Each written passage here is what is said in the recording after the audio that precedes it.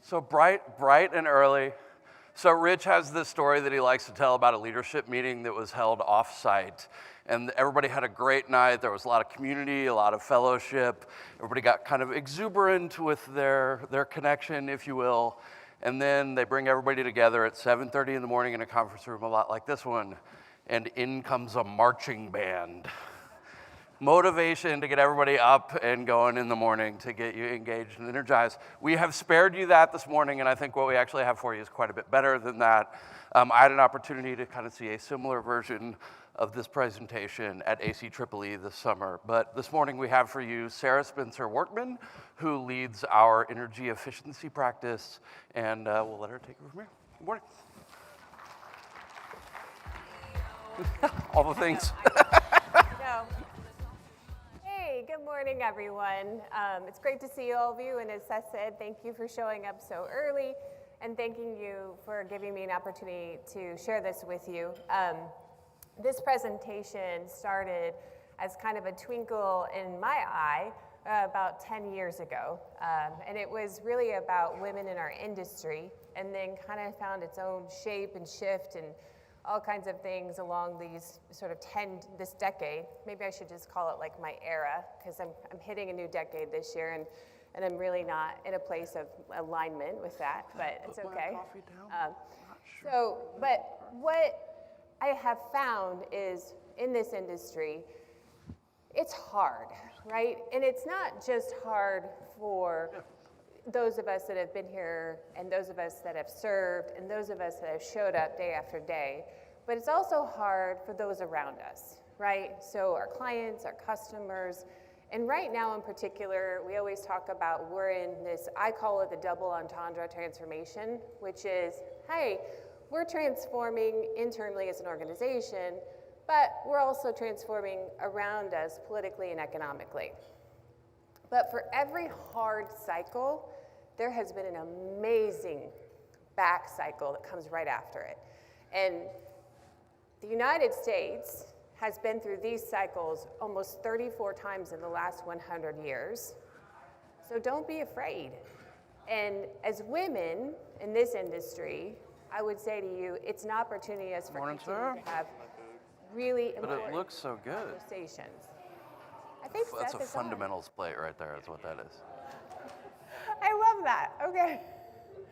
We're getting a little mic up here. It's okay. It's good. So I started my career journey in the 90s, plain and simple. I started talking about sustainability in the 90s, long before it was a term, long before it was something that was well known, long before I think I lived in the city of Boulder, and anybody outside the city of Boulder probably had an inkling of what that was. I had all male advisors, and they were really tremendous. They really helped me sort of right my wing and get on my way. Had I wished I had some female advisors? Absolutely, absolutely. But the one advisor that I did have that was female, you know what she told me? She said, "You can't write. Why are you even bothering?" And I said, "Okay, well, you're not the right person for me then, because I know I can write. I may not be able to communicate to you as an audience, which is important, and I need to learn what that looks like, but I'm not gonna let you tell me I can't do something." And so that started on my journey of convincing people sustainability was cool. I designed an interactive computational game called Mr. Rogers' Sustainable Neighborhood. I think it still lives out there at the Lifelong Learning Design Center at CU Boulder. You know, highly optimistic, I was gonna change the world, right? I was going to stand by my premise, which is today the same, is to not take resources from future generations. That is the most important thing that I align by and that I live by. And so in doing so, one of my advisors said to me, you know, for anybody to actually believe you and what you're talking about, you need to put some financial numbers behind it, and you need to provide the economic value by which they should be taking action to preserve these resources for future generations. I was like, okay, great. I'll just go get another degree, That was my answer. I don't know why I thought that was a good answer. That was my answer. So I went to UMass, got my grad degree in economics, and ended up working for the state government out there, the Kennedy Foundation, and did some really cool stuff. After that, came back to Colorado because I thought I got to get back there. That's where the outdoorsmen live, and that's where I want to be, and I'll find a job, right? So I went back to Colorado, and I worked for the Department of Energy. I worked for local and state governments. I worked for the EPA Region 8. Spent a lot of time in government. And after I cut my teeth in that era, I was like, I think I'm good. I think this ball I'm trying to roll uphill is becoming a boulder, and it's really hard. Like, it's really hard.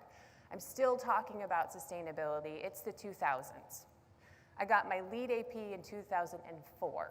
I got my lead ND. I started actually drafting some of that documentation in 2006.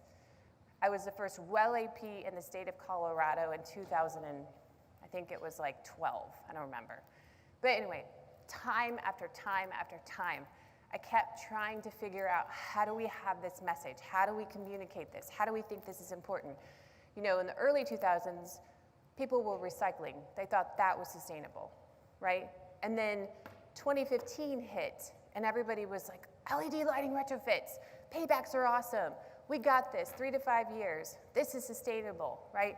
This is energy efficiency. This is moving forward. This is moving the needle. I'm like, okay, I'm on board. Let's go, right? EECBG funding came out. Everybody was excited. And I looked around, and I was still surrounded by men. And you guys are awesome. You have been there my whole life, and I so appreciate the allyship. But I was like, where are the women? What is going on in this industry? Why are they not showing up? So in 2013, I was sitting in an office. At the time, I was working for United Technologies. And I finally looked around the room in a leadership meeting, and I saw 2 other women. And I was like, okay, we got this. We're making some transformation. And it's really exciting to finally see that happen. And, well, I'm trying to click my slides. There we go. So these slides are full of information, but it's actually intentional this time. I don't love a good word chart. Nobody loves a good word chart. But the point of this is, I couldn't put enough women on these slides to talk about the importance of the milestones and the space that they made for all of us as we're moving forward into the future. And so what I wanted to point out, though, was there were some key women here that were really important. So the first woman to head the Department of Energy was Hazel O'Leary. Anybody heard of her? She served in the 90s. It was a really short term, but she was one of the first women to head the DOE, which was really important to our industry. The first woman to head the EPA administration happened around that same time. So the 90s, we started to see some shifting, but it really wasn't happening across the board. It was really happening at these upper echelon layers, and it was pretty rare. So we kind of look back and we say, okay, well, what does history tell us? History writes the story that then tells us what the future chapters may or may not look like. It was only about 50 years ago that we as women were able to get our names on a credit card by ourselves. That's not that long ago, if you think about it. A few of us in the room have been around, or maybe even a little longer than that. In 1960s, there's a woman by the name of Kara Schweitzer. Kara Schweitzer was a marathon runner. And the American Athletic Union told Kara Schweitzer that she couldn't run in the Boston Marathon because she was a female. And it specifically said in their rule book that females couldn't run more than 1.5 miles because it would make them infertile and their uterus would fall out. You look it up. Kara went ahead and ran the marathon. She snuck in and she snuck out in 1967.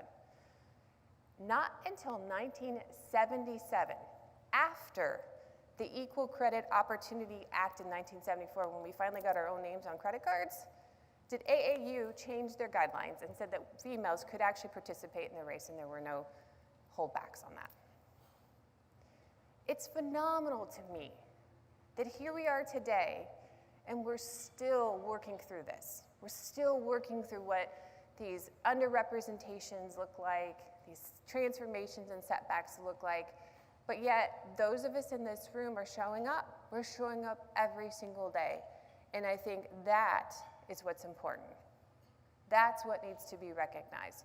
Because the more that we show up, the more that we make space here today, tomorrow, you made space yesterday, we are then creating additional space for others around us. Just like the butterfly theory, which actually originates from chaos theory, believe it or not. So in 2013, in that era for me, when I finally started to see women in leadership around me in my organization, I started to believe there was opportunity to have discussions like this.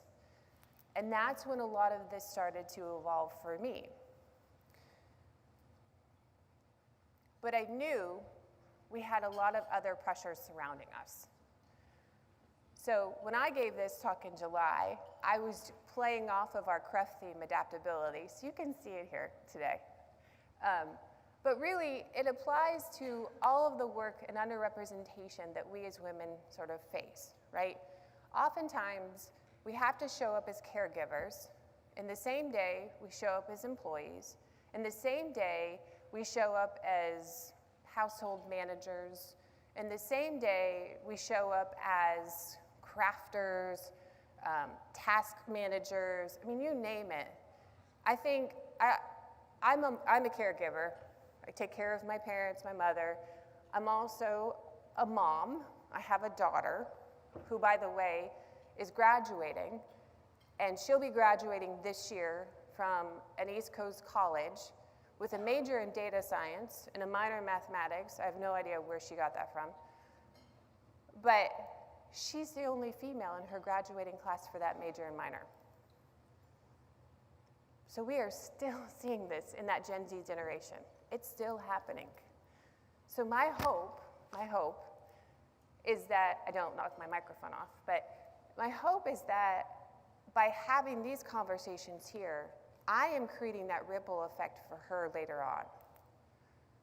I hope that she's not one day sitting in a room like this and looking around and seeing that underrepresentation of women exists and that we still have to have these types of conversations. Our industry, the energy sector, there's 25% women in it today. In Canada, there's 18%. It's even lower.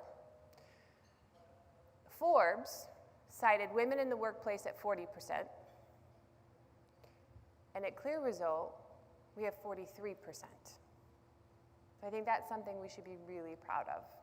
And that's something that we can talk about. But what happens is, because women in the workplace and women in our sector work so hard to be where they are, in addition to pushing this boulder up the hill that all of us in this room do on the daily, right? This is not an easy industry to be in. It's one of the hardest industries to be in. Is that we still come to a place of reflection and ask ourselves, is this where we're meant to be, and this what we're supposed to be doing? So let me share something with you.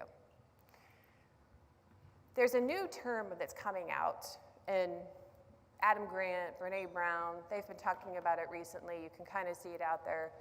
But it's called pocket presence. And that term was actually used for quarterbacks in football. And I don't love to use sports analogies. I'm a huge sports fan. You'll catch me watching SEC football on Saturdays and NFL on Sundays. Huge fan. But I don't typically try to use them in the work environment. But let me tell you about pocket presence.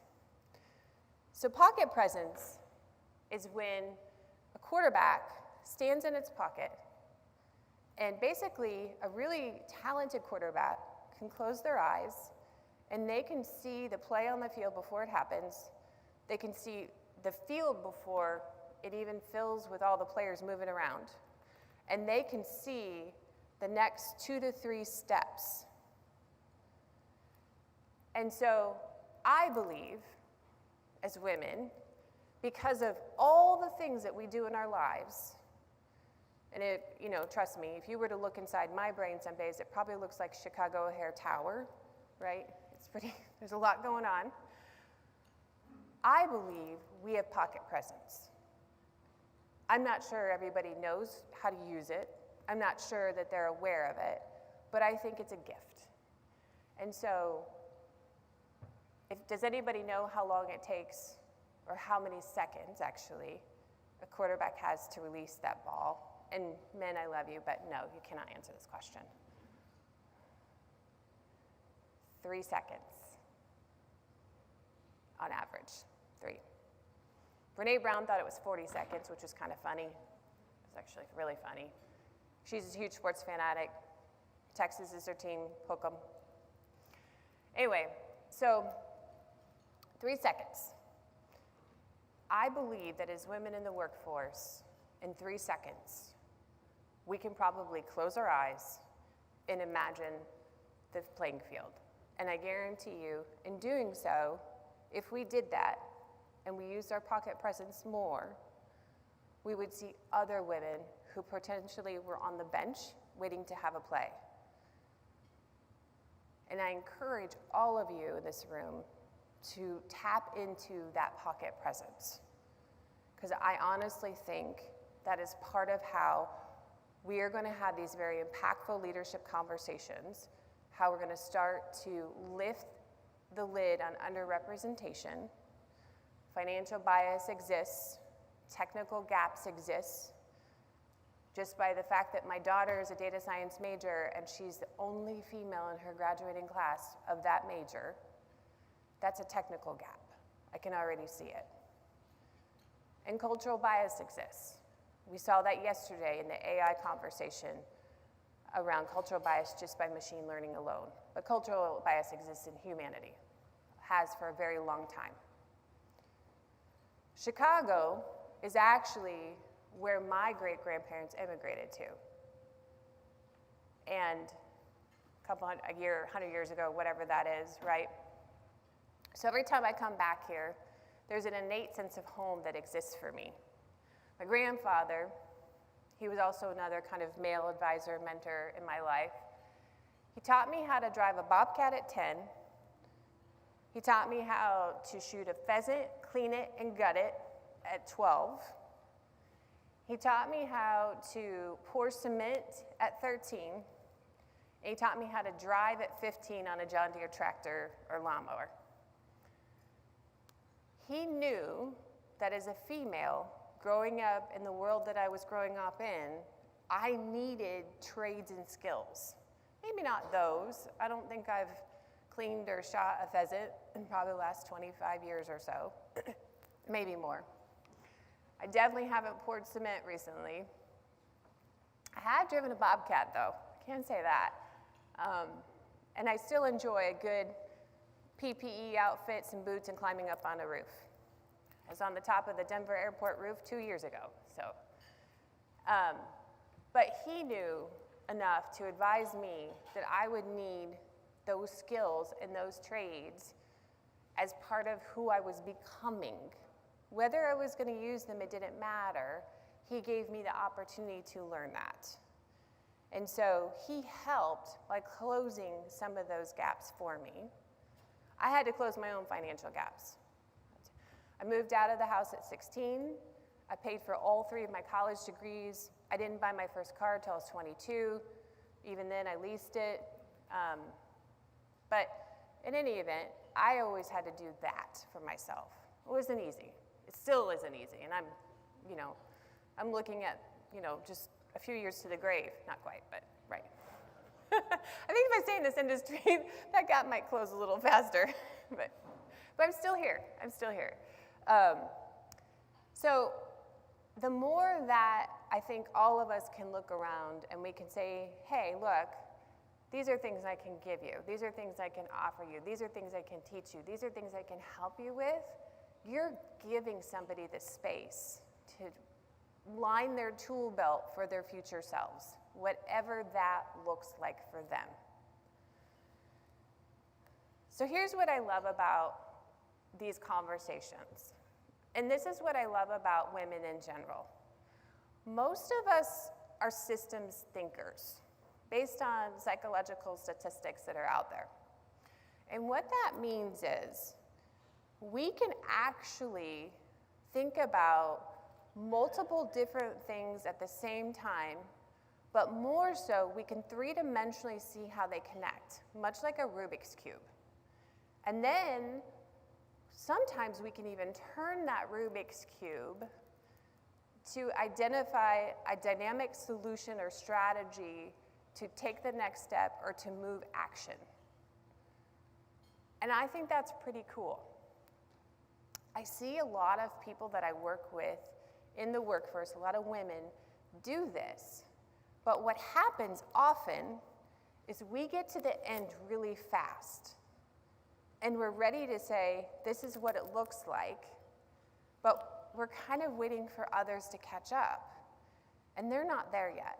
And it's a little bit of a shift in mindset, and it's a little bit shocking at times.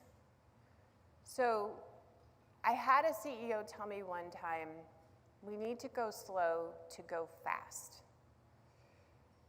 And I tried to look it up. I think it's like an African proverb, and then I think somebody else kind of adopted it, like Rumi or something. But when I'm in a moment where I either see the end before the people around me do, or I see somebody getting to the end before the people around them do, I try to remind myself, we need to slow down to go fast. So we need to kind of take that pocket sense and make sure all the players around us are coming into our purview and they're aligning where we think this play is going to happen, right? So I oftentimes can't get out of a conversation without talking about sharks. So some of you who know me know this. I swim with sharks. I'm not a risk taker. I'm far from it. I'm actually like a shaky old lady most times. But I started this 27 years ago, and it's part of what I do is conservation work for the ocean. And I've worked with organizations like OSearch and PADI to help identify juvenile shark populations and the health of them. So I was recently on a trip, and I have hundreds of dives, hundreds, and all over the world. I've been really, really fortunate to do this as a hobby, if you want to call it. My family does it with me oftentimes. Actually, my daughter started diving at the age of 10. So she's actually a better diver than I am. So she's smarter and better at a lot of things than I am, which is great because it's time for me to kind of go the way of the caterpillar or whatever, right? But I was on a trip, and we were going off the side of the boat, and we're getting ready to descend for our dive. So any of you that scuba dive, you know, it's highly technical, it's safety first, and you have to have a plan and a buddy, right? And if you do not have those things lined up, you should not be getting in the water at all. Like, just don't. So all of that was set. We had a plan. It was a 55-minute dive. Water temperature was decent, 78 degrees. I wear a 3 mil. I bring my own gear because then I know it's been checked, it's been guaranteed, it's operational, although it's broken on me a couple times during trips. So we get out, and I'm like third or fourth off the back of the boat, and there's probably 8 of us that are going in that day. And what we're doing is actually, we're gonna go down 65 feet. We're gonna lay on the sand floor, and we're gonna wait for some kind of huge manta rays to come in, because this was a feeding ground and cleaning spot for them. Easy dive, right? But I always say every dive is dive one, because the ocean's always different, the technical pieces are different, you never know which way that current's gonna go when you get in. You think you know, but it changes on you. I've had it change on me a lot in my dives. And and you do your gear check before you get in. So I do my gear check, I'm out, I'm suited up, ready, get in. All of a sudden, it's heavy gear. I carry 12 pounds extra on me, because that's what I need for buoyancy. And then my gear alone is another 15 to 20 pounds, depending on what I'm carrying that day. And I have no air. And I am like, well, that's a rookie move. How did I get in the water and not know I didn't have air? Because what you're supposed to do, 2 pumps on your air, get your vest inflated. That way when you go in the water, you get some buoyancy. You kind of bob a little bit before you descend, and you check your air. I didn't do that. I don't know why. Dive one. Hundreds of dives, dive one. So I'm in the water, 3 or 4 people are around me, and I have pocket presence. So I know there's a gentleman, his name is TJ, he's from Toronto. Canadians, you're great, love you. And I'm pedaling a lot, and I'm like, okay, I gotta figure this out. So I go to TJ, I just quickly link over, I'm like, hey, listen, I got no air. Can you check my tank? See if it's on, I got a problem, got a hose disconnect, I can't see anything.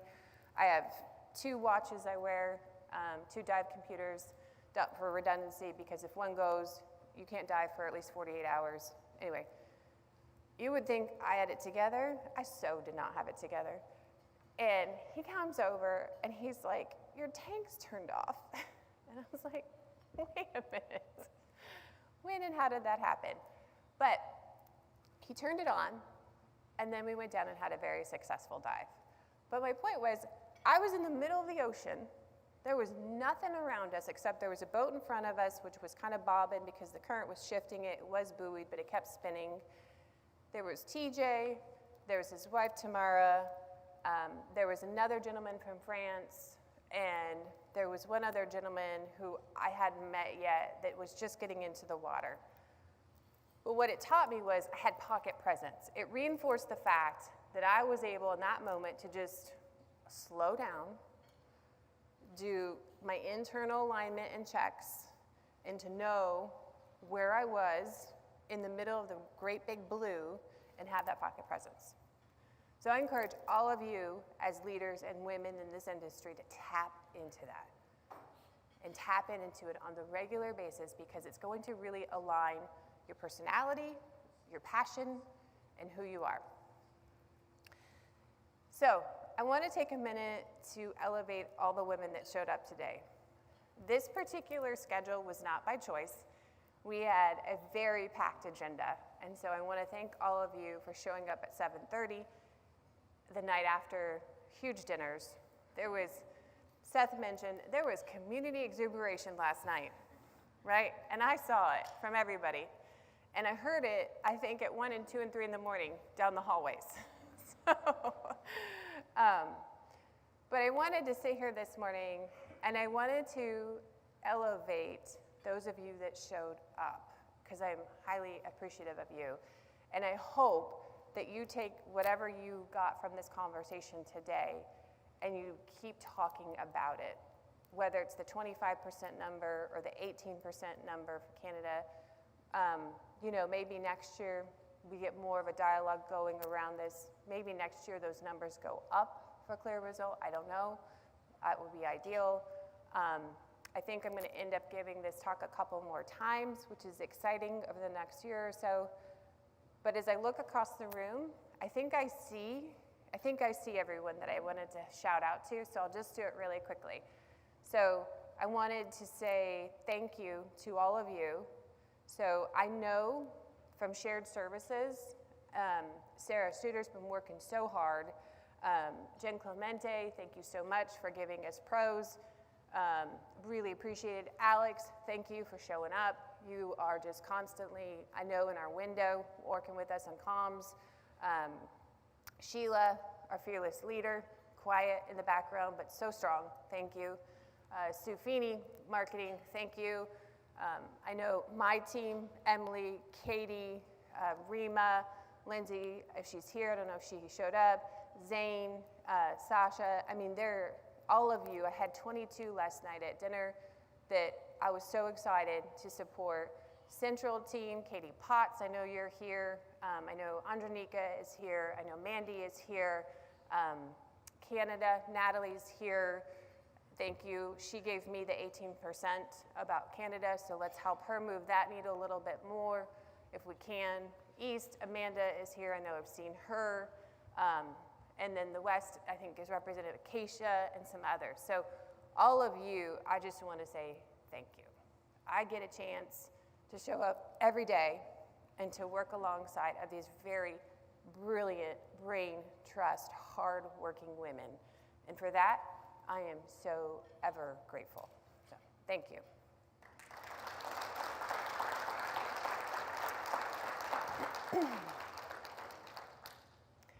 So there's 4 billion women in this world across the globe, and I always send out a big thank you to them as well. There's 11 million females being born weekly, so keep an eye out. There's many of us that are coming up that we need to make space for, and then there's many of us that came before us. This last week, we lost some pretty good icons, Jane Goodall, Diane Keaton, if you saw the news. I just encourage each and every one of you to make space. So I think questions, Q&A is next, and then we have a few minutes to do that. Or thoughts, reflections. Thank you.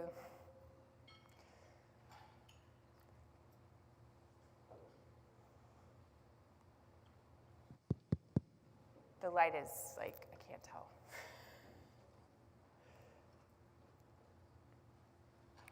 Okay, while they're getting that set up, I think I'll ask you a question. Maybe somebody can answer this for me. I received some feedback yesterday that as an organization, we should think about these great panels that we're designing and putting into these events. And we should focus on not having all men panels. And I really, again, coming from an industry over a couple of eras, have noticed a change, and I think this conference or this client forum has been amazing to represent that change, but I think that we probably have some more work to do.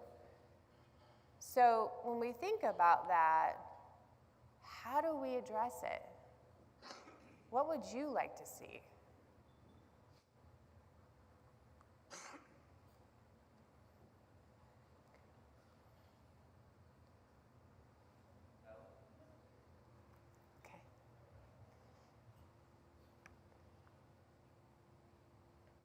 Thank you. I'm waiting because I'm a quiet talker. So thank you for addressing that, Sarah. And thank you for your presentation. It was very inspiring. I was actually the former trade ally manager for Efficiency Nova Scotia, and I can remember, and I'm sure every woman in this room has a similar story.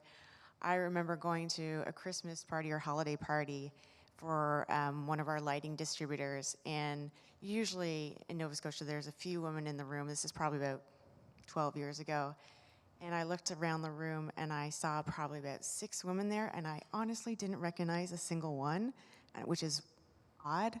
And I had went to university with one of the guys that was there, worked for the distributor, and I said to him, I said, I actually don't recognize any of these women. Can you maybe introduce me? He's like, oh, that's because that's our accounting team, because we knew that there wasn't any women in our sales team or our clients, so we invited them down.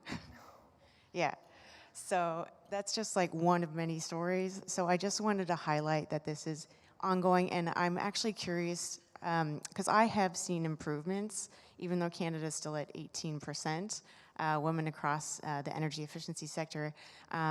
You've been in the sector for a few years now. Have you seen changes, positive changes, a a lot of changes, and like recently as well, I'm curious. Yeah, I would say in the last couple of years, and probably in the last 5, right? And I'm going to use kind of COVID as the landmark for this because a lot of things shifted not only for all of us emotionally, mentally, and what we went through. Feels like a 100-year Grand Canyon gap, and I still can't believe we're 5 years kind of past that.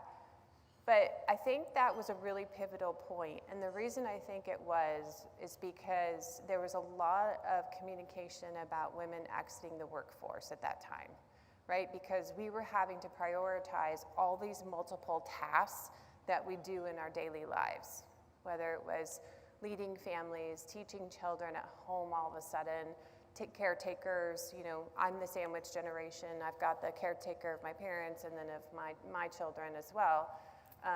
Or whatever that looked like. So in the last 5 years, I've seen those numbers uptick a little bit faster of representation of female in the workforce.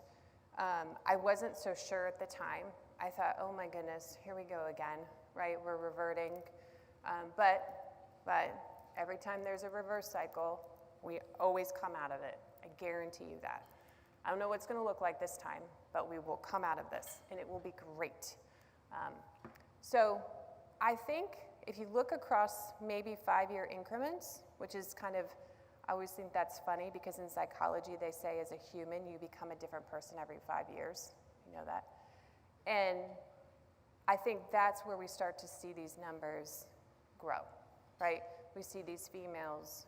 But I do worry. I worry still because we're heading into a highly dominant tech future, and that is oftentimes not a place for females. And again, just kind of micro example, but just looking at my daughter coming up and the numbers of female to male ratio, it's not looking healthy yet. So I can only hope that her generation, which is Gen Z, they don't put up with it. They just, they figure out how to fix this problem. I don't know what it looks like anymore. I just know that the more I can talk to women, the more I can share your story, other stories, my hope is that we can continue to have that ripple butterfly effect, which I prefer than chaos theory, but it's true, and make those numbers get bigger and bigger over time. So it's fair. Thank you for your story. It's beautiful. Love that. Okay, so that's a wrap. That was good. Thank you, everyone. I will see you later today. I appreciate it.